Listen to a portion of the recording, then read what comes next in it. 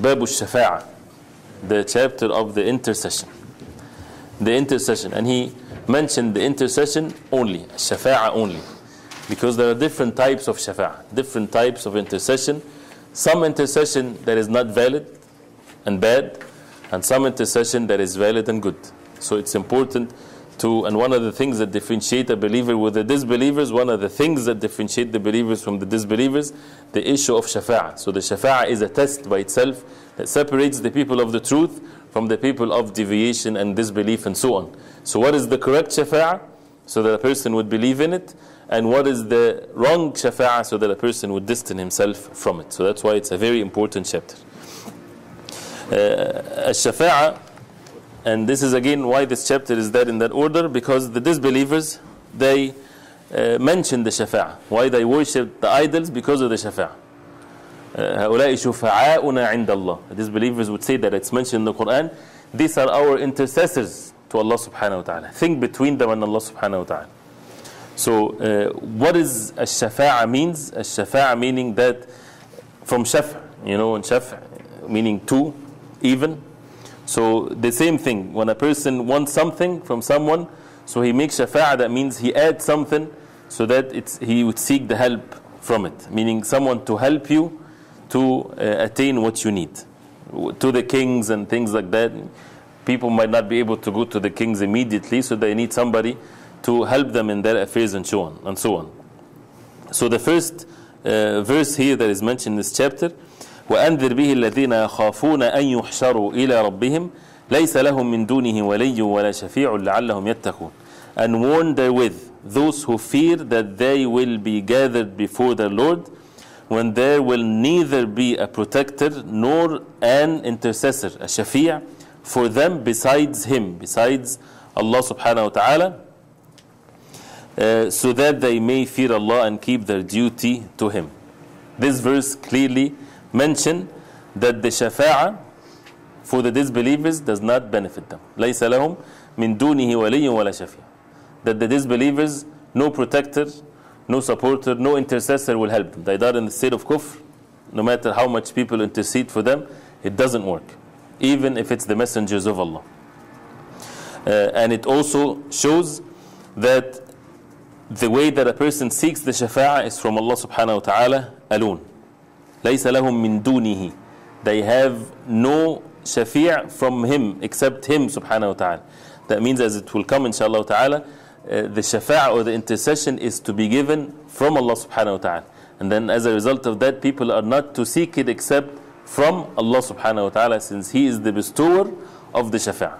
And we will mention the conditions that takes the roots of the shirk from the heart with regarding to the shafa'. 3 conditions that we need to memorize them very well. But we go step by step inshallah ta'ala. Also how the verse وَأَنذِرْ بِهِ الَّذِينَ يَخَافُونَ, warn those. It's a call even to us to use this as advising others, admonishing others, to remind others of the hereafter. And this is the order of Allah subhanahu wa ta'ala. And that the believers are the only ones that would benefit from al-maw'idha, from the reminder. وَأَنذِرْ بِهِ الَّذِينَ يَخَافُونَ. Warn those who fear that they will be gathered before their Lord. The disbelievers, those hearts, are when it's dead, they don't benefit by the reminder. Only the believers will benefit by the reminder, and that's why a person should work on his iman so that the reminder affect him, so that he's affected by the words of Allah and the hadith of the Prophet sallallahu alaihi wasallam. The next verse, قُلْ لِلَّهِ الشَّفَاعَةُ جَمِيعًا, which means say to Allah belongs all intercessions.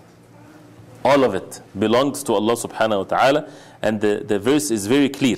It does not belong to no one. It belongs to Allah subhanahu wa ta'ala alone. So it refutes the disbelievers, those who claim that they seek the shafa'a from the human beings. It is not to be sought from the human beings because it belongs to Allah subhanahu wa ta'ala alone, and it's owned to Allah subhanahu wa ta'ala alone. So that means a person should seek it and ask for it from Allah subhanahu wa ta'ala alone. And this is clearly, this is not a mutashabih ayah. It's not a verse that can mean more than one thing. This is ayat muhkamat. This is clear verses of the Quran.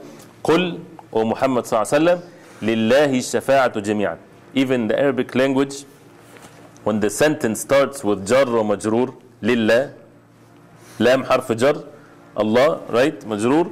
لله الشفاعة جميعا. When it starts with jar ومجرور, that means it's خبر مؤخر والمبتدأ الشفاعة. So that means you can say الشفاعة لله, but instead it says لله الشفاعة. See the difference? The ayah says لله الشفاعة, right? Starts with لله الشفاعة.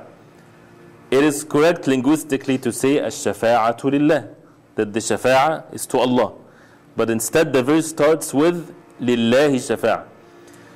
In the Arabic language, and forgive me if I'm taking time in this, but if the sentence starts with a noun, it's called jumla ismiya. Jumla ismiya, the sentence that starts with a noun, it's called mubtada. This is the first thing, and then al-khabar. Sometimes the order switches. And there is a benefit linguistically in understanding when the khabar, which is supposed to come second, comes first. Why is that? One of which is gives the general meaning, the takhsis, and to make it specific, that this is the only way. Emphasis. And even small kids, they say that without knowing. For example, you say رجل في البيت, a man in the house. رجل, a man, في البيت, in the house. It's clear what's the meaning of it, right? But you have your kid coming running to you, and he says في بيتنا رجل. He, instead of saying a man in the house, he would say in the house there is a man. What he's trying to say? He wants to get your attention that in the house, the man is in the house. So he gets the word first that need to get your attention. That the problem is that he is in the house, not that he's a man. The problem that he's in the house. So he starts with the house, right? So when the sentence starts with the jar wal majroor, fi baytina rajul, that means the attention is to be given to that first word. So the ayah here says lillahi shafa'a. That means what? To Allah subhanahu wa ta'ala belong the shafa'a. There is no way that it can belong to anyone else. Without no doubt, without no ambiguity. Because he's the owner of all things subhanahu wa ta'ala. So that's why it's another ambiguous, astaghfirullah, it's not a verse that can mean more than one thing. It means only one thing. Clear verse. That the shafa'a is to Allah subhanahu wa ta'ala alone. As a result of that, the human beings should ask Allah subhanahu wa ta'ala alone for the shafa'a. And it's still going to get clearer and clearer, inshallah ta'ala. The next verse in Ayatul Kursi, the most virtuous verse in the Quran. Man dha alladhi yashfa'u 'indahu illa bi'idhnih. Who is he that can intercede with him except with his permission? With the permission of Allah. So the intercession is by the permission of Allah. And it will come, inshallah ta'ala. So only Allah subhanahu wa ta'ala would give the permission. That means human beings intercede. Yes, in the Day of Judgment there is the shafa'a of the Prophet sallallahu alaihi wasallam. He would intercede for his ummah as it will come, inshallah ta'ala. But the Prophet sallallahu alaihi wasallam, as it's mentioned in the hadith, as it will come, he will be given the permission. He would prostrate under the arsh of Allah subhanahu wa ta'ala, and Allah subhanahu wa ta'ala will open ways for him to praise Allah subhanahu wa ta'ala, the ways that the Prophet ﷺ didn't know how to do it before. And then Allah subhanahu wa ta'ala will tell him, Ya Muhammad, irfa' ra'sak, sal tu'ta. That means, O Muhammad, raise your head, ask, and you will be given, ishfa' tushaffa. Intercede, you will be granted the intercession. So this is after the permission of Allah subhanahu wa ta'ala, even to the Prophet alayhi salatu wasalam. That means what? These are the conditions. We're getting one to one by these verses. That the shafa'a is owned only by Allah subhanahu wa ta'ala. That the Allah subhanahu wa ta'ala is the one that gives the permission. That Allah subhanahu wa ta'ala give the honor of the shafi'a, right? The first one is that it's owned by Allah subhanahu wa ta'ala, and it's by the permission of Allah subhanahu wa ta'ala. The second thing is that Allah subhanahu wa ta'ala give the shafa'a, like to the Prophet sallallahu alaihi wasallam, a way to honor the Prophet alayhi salatu wasalam in front of the creation of Allah. Number 3, this shafa'a would not be granted except for those who Allah is pleased with.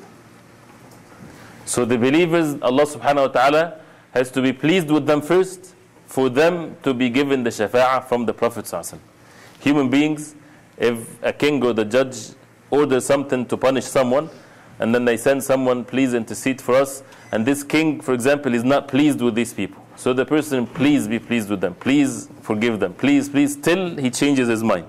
right? This is not when it comes to the shafa'ah from Allah subhanahu wa ta'ala. From Allah subhanahu wa ta'ala, He will give the permission to the Prophet and the righteous people. This is a way to honor them.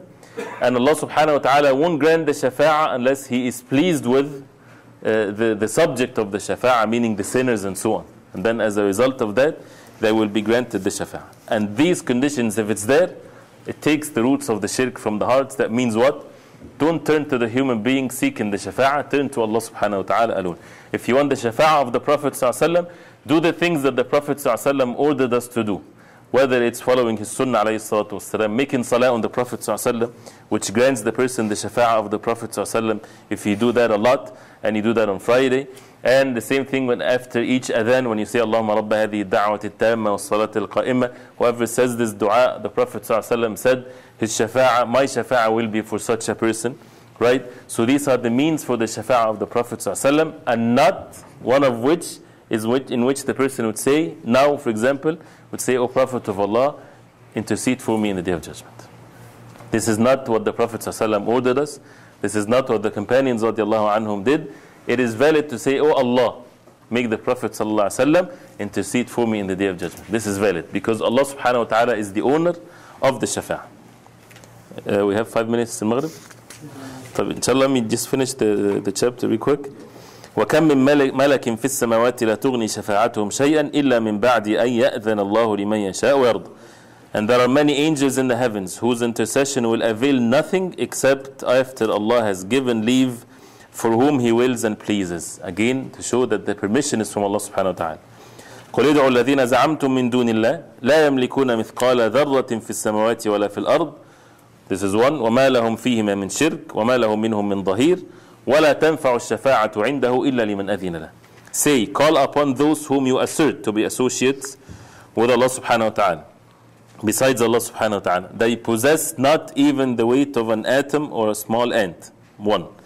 Either in the heavens or on the earth, nor have they any share in either. Number 2. Nor there is for him any supporter from among them. Number 4, intercession with him profits not except for him who he permits. These things that the people call unto other than Allah subhanahu wa ta'ala, they have nothing of what is being said, and one of which is the shafa'ah. Maybe we should continue after the salah, because it's an important subject. We'll stop at this point inshallah, and we continue after the salat al-maghrib.